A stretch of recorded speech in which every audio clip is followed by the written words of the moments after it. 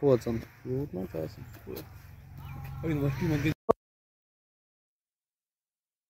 कि पिछले दो तीन महीने से लॉन्ग ड्राई स्पेल चल रहा है, जिसकी वजह से जो फार्मर्स है उन्होंने जो सीड लगाया है ज़मीन पे, चाहे मटर है, कोई और फसल है, जैसे गार्लिक लगाया है,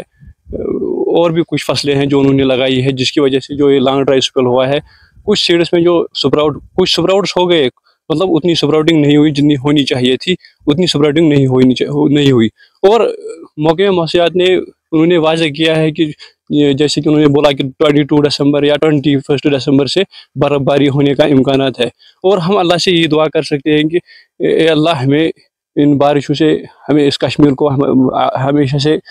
हमेशा से बारिशों की जो ये है, ये जो इनका फ्लो है वो चलता रहे हमेशा से, और अल्लाह से यही दुआ है।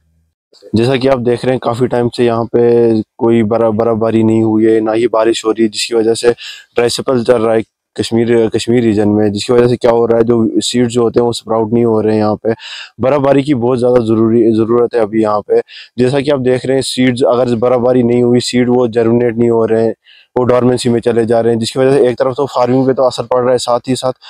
बाकी एनवायरनमेंट पे भी उसका असर पड़ रहा है। जैसे कि आप देख सकते हैं एयर क्वालिटी इंडेक्स आज श्रीनगर का इतना ज़्यादा बढ़ चुका है, जिसकी वजह से काफ़ी ज़्यादा बीमारियाँ फैल रही हैं श्रीनगर में।